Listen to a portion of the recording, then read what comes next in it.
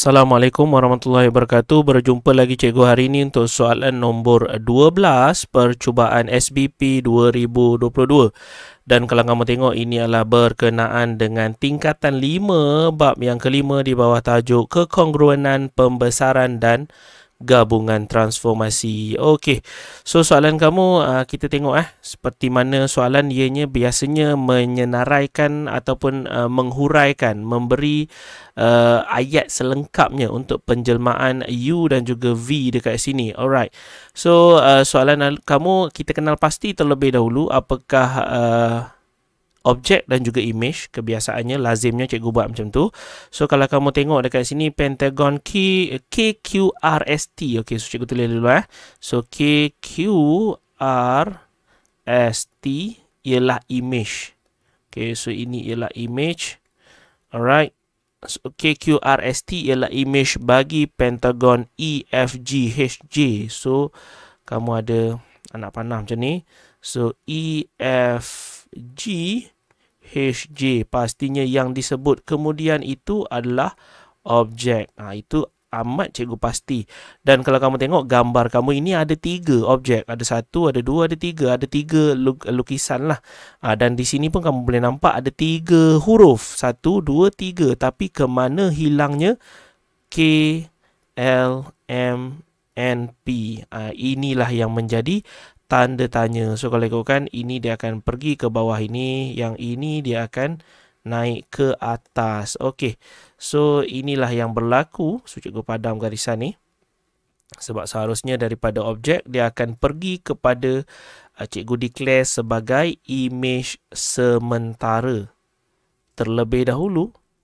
Okay, sebelum dia berakhir di image yang terakhir. Okey, so pastinya kamu ada 2 huruf iaitu V, U. So kita akan dahulukan yang belakang sebagai jalan kerja yang pertama. Ataupun kamu boleh nampak daripada huruf dekat sini susunan dia U dahulu baru V. So pastinya U dahulu akan berjalan, barulah diikuti dengan V yang di belakangnya ataupun diikuti V yang terakhir lah. Okey, so apakah U, apakah V? So kamu tengoklah daripada gambar kat ni. Sengaja cikgu tak nak conteng atas gambar, cikgu tulis dekat sini. So kalau kamu tengok EFGHJ, so inilah objek. So objek ini menjadi KLMNP terlebih dahulu. Daripada sini seharusnya dia akan menjadi ini terlebih dahulu. Dan kalau kamu tengok macam mana kita nak tengok dia apa, so kamu ada 4 perkara berkenaan dengan kebiasaannya putaran, pantulan, pembesaran dan juga translasi. So pembesaran tak logik. Pembesaran seharusnya gambar kamu ini akan membesar, berlainan saiz, barulah kamu nak kata dia pembesaran. So kalau macam ni mungkinlah kekeliruan akan muncul antara putaran dan juga pantulan. Kebiasaannya translasi memang tak logik lah. Sebab ada bucu tajam ke atas ni, seharusnya ada bucu tajam juga di atas. Okay, sebab translasi hanya mengubah kedudukan. So kalau kamu tengok baik-baik, bolehlah cikgu kata EF ini. Okay, EF ini ataupun kalau tak nampak macam tu, cikgu tebalkan kat sini. So EF ini dia menjadi LJ. So dia macam tu. So G ni menjadi M, so H ini menjadi N, J ini menjadi P dan EF ini menjadi L apa ni? So LK bukan LJ. So LK.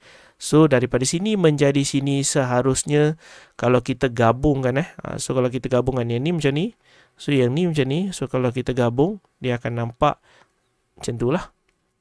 Dia akan nampak yang ni bawah, yang ni, so yang ni yang tegak, so yang atas. So dia akan nampak sudut 90 darjah. So pastinya ianya ialah putaran.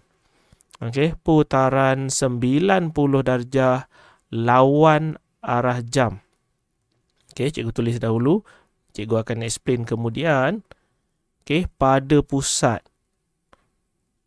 Okey, pusat putaran inilah yang biasanya menjadi masalah yang agak besar kepada murid-murid lah. Okey, cikgu terangkan dulu kenapa dia jadi lawan arah jam. Sebab asalnya dia terbaring, kemudian dia berputar ke sebelah sini. So macam tu. Boleh nampak So daripada G menjadi M. So pastinya dia putar belah sini lah. Tak logik dia putar belah sini. Seharusnya gambar ini akan duduk di sebelah kanan. So ini gambar ini dia duduk di sebelah kiri. So pastinya putaran lawan arah jam pada pusat. Okey, so pusat putaran kita akan mengambil koordinat yang sepadan dengan menggunakan cara ataupun teknik COI. Cikgu memang biasa menggunakan teknik COI. Okey, cikgu perlukan sedikit ruang di luar ni. Okey, so cikgu akan ambil warna lain. Okey, menggunakan teknik COI. So kamu ada C center ataupun pusat. So O adalah objek. So I ialah image. So pusat putaran kita baru nak cari. So cikgu label sebagai X dan juga Y. So objek kita akan ambil. So image kita akan ambil. Okey, so kalau kamu tengok dekat sini, titik mana ataupun koordinat mana yang kamu nak ambil. Okey, katakanlah cikgu nak ambil koordinat 32 iaitu E dekat sini. Okey, so ini adalah 32. Pastinya dia bila diputarkan dia akan menjadi K dekat sini, iaitu negatif 1, 4. Okay, so negatif 1, 4. So cikgu ambil antara objek 32 dan juga image sementara iaitu negatif 1, 4. So cikgu tulislah dekat sini. Okay, kita perlukan ruang. So kamu ada 3, 2 dan juga negatif 1, 4. Okay, untuk mengira pusat putaran kita menggunakan teknik COI. So yang di bawah ini adalah jawapan akhir untuk image sebenarnya. Negatif 1 dengan 4 ni adalah jawapan akhir untuk image. Okey, cikgu buat macam ni. So ini adalah image. Jawapan image dia akan duduk sebagai nilai yang di luar. So negatif 1 dan juga 4. So dekat sinilah nilai dia. Okey, so kamu akan ada sama dengan dan diikuti dengan kurungan. Okey. So diikuti dengan kurungan. Dalam kurungan ialah tolak, luar kurungan ialah tambah. Dan bila soalan kamu adalah lawan arah jam, simbol negatif akan muncul di luar kurungan di sebelah bawah. Okey, kalau dia adalah ikut arah jam, negatif akan duduk di sebelah atas di luar kurungan. Jangan salah kedudukan. So kalau memang kamu tengok pun soalan kamu adalah lawan arah jam, kita pun dah kenal pasti ianya adalah lawan arah jam. So dia akan duduk negatif di sebelah bawah di luar daripada kurungan. Okey, so kita akan bermain dengan pengisian nilai. Okey, so dekat sini untuk dapatkan nilai negatif 1 ataupun ialah untuk menggunakan nilai negatif 1, kita akan aktifkan di sebelah kanan. So dia akan jadi macam ni lah, Y 2 kemudian X. So untuk dapatkan negatif 1 di sebelah kiri, kita akan mulakan daripada sebelah kanan, daripada atas. So Y 2X. So itulah nilai kamu, Y 2 kemudian X. So untuk menggunakan nilai 4 yang di sebelah kanan, kita akan aktifkan daripada sebelah kiri. So seharusnya dia akan ada X 3 kemudian Y. Okey, dia macam tu. Nak guna sebelah 4 dekat sini, so X 3 dan juga Y. So kita tulislah X 3 Y. So kita akan buat persamaan serentak. Okey, so kalau kamu tengok, cikgu ambil, cikgu akan selesaikan. Negatif 1 sama dengan Y tolak 2 tambah X. Okey, so negatif 1 tambah 2 sama dengan X tambah Y lah. Okey, so daripada nilai negatif 2, cikgu pindah ke depan jadi tambah 2. So X ni cikgu letak depan ni sikit, Y cikgu letak di belakang supaya kita akan ada susunan X, Y. So kamu akan ada sebenarnya X tambah Y sama dengan 1. Okey, itu yang pertama. So yang kedua, yang bawah ni pula. So kamu akan ada 4 sama dengan negatif X tambah 3 tambah Y. So hati-hati, negatif darab dengan positif dekat sini jadi negatif X. So negatif darab negatif, so jadi positif 3. So kamu akan ada 4 tolak 3 sama dengan negatif X tambah Y. So hati-hati. So tambah 3 cikgu pindah sana jadi negatif 3. So negatif X kita kekalkan X di depan, Y di belakang. So kamu akan ada negatif X tambah dengan Y sama dengan 4 tolak 3, 1. Okey. So kita akan masukkan kedua-dua nilai ini ke dalam kamu punya, sebentar. Okey. Kita akan masukkan ke dalam kalkulator. Okey, so dua nilai ini. Okay, so kamu akan masukkan di dalam kalkulator. So keluarkan kalkulator, tekanlah ataupun carilah button EQN. Okay, so EQN 1, so kita akan pakai unknown 2. Okay, so unknown 2 sebab ada 2 huruf. So A1 kamu adalah 1 di depan ni. Okay, kemudian dapat nilai Y1 ataupun B1 adalah 1 juga. So C1 adalah 1. Habis. So yang A2 adalah negatif 1. So hati-hati ada simbol negatif di luar.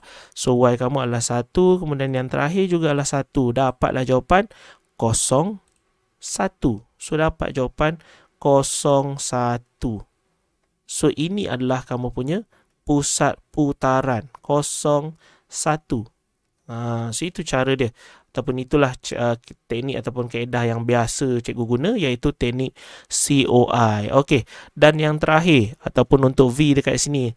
Soalan kamu, V daripada gambar rajah KLMNP, cikgu besarkan sikit. So KLMNP menjadi KQ. So KQRST seharusnya dia adalah pembesaran, tak lari ataupun tak lain tak bukanlah, seharusnya ianya adalah pembesaran. Okey, dengan faktor skala. Pastinya kalau ada pembesaran, dia ada ayat dengan faktor skala. Okey, dengan faktor skala. Kalau ikutkan faktor skala dia, skala pembesaran dia lah. Tengoklah, kamu boleh nampak bahawa kalau ikutkan mana yang senang kamu nak tengok. Okey, so kalau senang nak tengok, kalau ikutkan daripada ini boleh. So LM, kamu nampak dia ada satu kotak dekat sini. Okay, L ke M. So ini dia dah jadi 2 kotak dekat sini. So bermaksud dia membesar dengan sempurna daripada 1 menjadi 2. So dengan faktor skala 2 pada pusat. Okay, so pada pusat pembesaran lah. So pusat pembesaran ianya adalah titik-titik yang tidak berganjak. Okay, jap cikgu padam dekat sini sebab risau tak berapa nampak. Okey, so kalau ikutkan dekat sini pusat putaran kamu atau pusat pembesaran, so N. Okey, cikgu tunjuk guna anak panah je lah. So N dia jadi S. So P dia jadi T. So M dia jadi R. So L dia jadi Q. Tapi K kamu langsung tidak berganjak. So K untuk gambar rajah yang putih ni juga K. So untuk gambar rajah bila dia besarkan juga dia berada di K.